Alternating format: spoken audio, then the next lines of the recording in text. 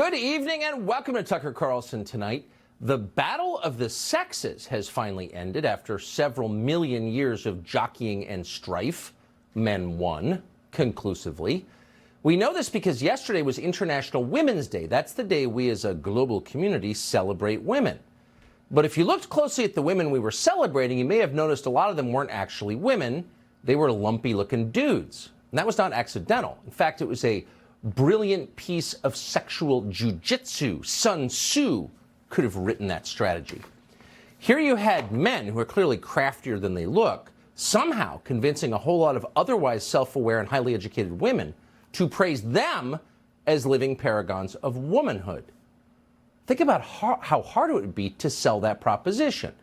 I'm going to steal your identity and then mock and degrade the immutable characteristics that define you as a person. And then, as I do this, you are going to smile brightly and applaud and then give a speech about how liberated you feel. How about that? The whole thing is amazing. It's like watching a practical joke devised by the drunkest, most cynical fraternity brothers at the University of Alabama during a hungover breakfast at Denny's. You can picture them all there in baseball hats, dipping Copenhagen, spitting into their coffee mugs. Think we get girls to fall for that? No way! They'll never buy it! Oh, but they did. They bought it, and it wasn't really that hard to sell it. Liberals will fall for anything if they think it is fashionable and progressive.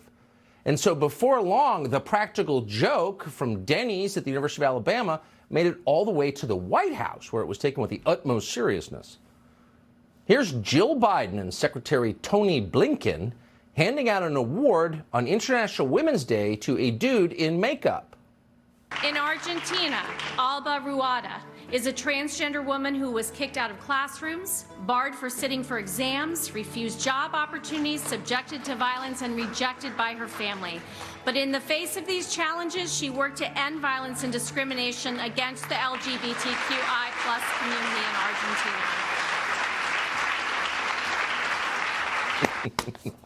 Did you see Tony Blinken fight the natural urge to flinch as that guy kissed him? There's no flinching allowed on International Men in Dresses Day.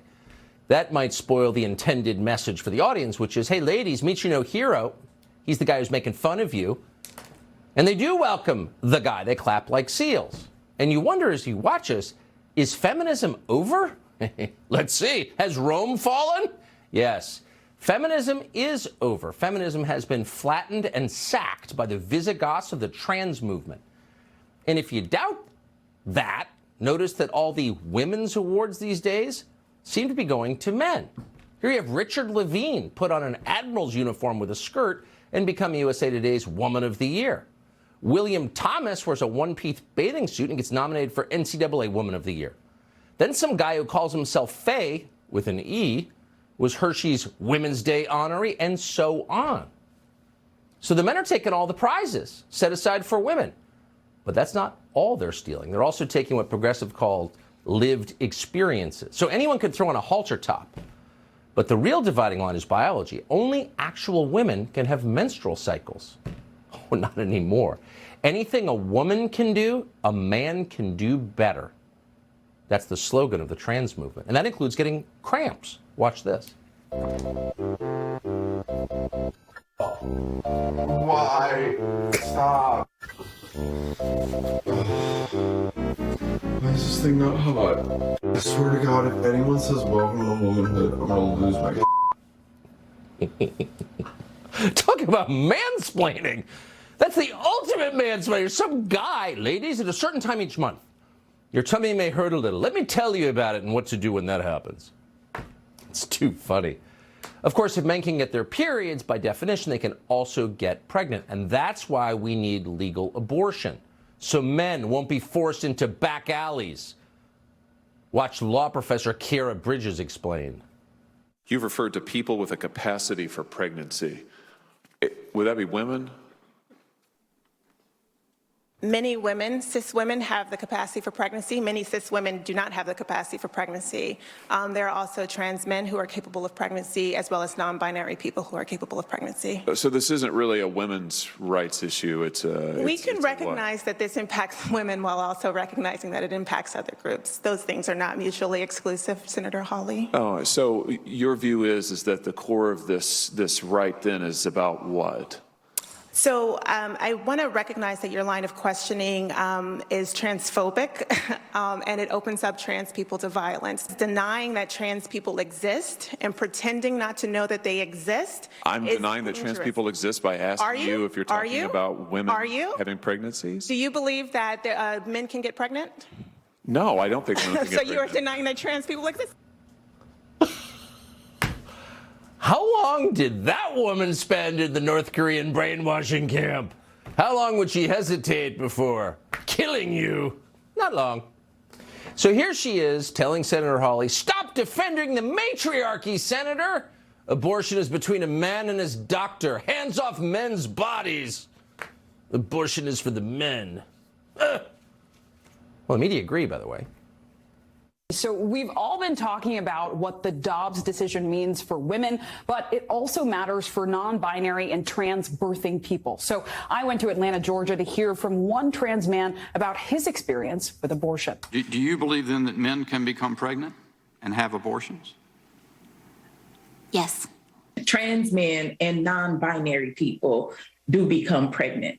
So long as you have a uterus, you have the capability of getting pregnant. And if you think that accessing abortion care is stigmatizing when you present as a woman, imagine what it is when you're presenting as your authentic male self.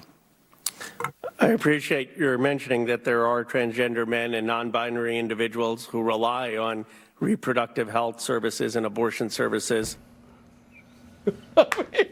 Somewhere at the University of Alabama, those fraternity brothers are throwing in another dip and howling. We got them to make abortion all about men's bodies. We got them to watch TikTok videos where some dude lectures them about menstrual cramps. We got them to give all the ladies' awards to men and feel virtuous as they were doing it.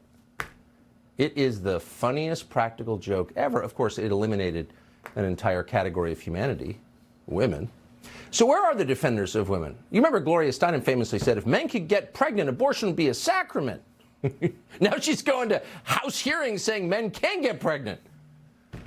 So Kara Dansky probably doesn't vote for the same people we vote for, but she's one of the only people we know who has persistently defended the right of women to exist, and we are grateful for that. She's president of the U.S. chapter of Women's Declaration International, author of the book The Abolition of Sex.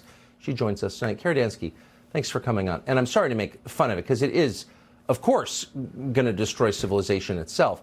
But it is kind of amazing that all these self-aware, well-educated people are saying this stuff that actually is a huge middle finger in the face of women everywhere. It is. It's horrible. Thanks so much for having me. Giving a Women of Courage award to a man on International Women's Day is, of course, appalling and disgusting to feminists, including myself, who fight for the rights, privacy, and safety of women and girls. And also, it's not more horrible than anything else that's gone on in terms of the erasure of women and girls throughout society. We are all expected to accept men who claim to be women, either simply by saying that they are, or by undergoing hormonal and or surgical treatment to make themselves appear maybe slightly more like women. And we're all just supposed to accept it and go along. I do want to take quick issue with your assertion that feminism is dead. I am here to assure viewers feminism is not dead. But where I will agree with you is that mainstream feminist organizations that claim to be feminist, including organizations like Planned Parenthood and the National Organization for Women and the National Center for Lesbian Rights, have completely caved to what is, in effect, an industry-fueled men's rights movement. So I'll agree with you on that. But there are those of us on the political left who call ourselves radical feminists, and we will not stop fighting for women and girls. Well, do you think the average person on any issue has no voice at all in this country, and that's, I think, becoming more true with the day. But do you think the average woman sees this as insulting? As a man, as who actually likes women, this seems like the most insulting possible thing I can imagine. Do you think it's perceived that way? I do. And, you know, the other day I came across really interesting polling that suggested that people who consider themselves to be either very liberal or liberal, around 70 to 75% know that sex is real, know that sex doesn't change. So when you're referring to liberals going along with this, of course, you're absolutely right that the Democratic Party is pushing this, and the sort of Democratic liberal elite is pushing this. But ordinary Americans across the political spectrum are not going along. And yes, I absolutely think that ordinary average American women see this as insulting. What they may not realize, though, is that it's no more insulting than the so-called trans movement has been to women and girls for years now. That's right. That's right. And I appreciate your saying so. I know it's probably not a natural move to come on this show, but we're grateful that you do. Kara Dansky, thank you. Thanks so much.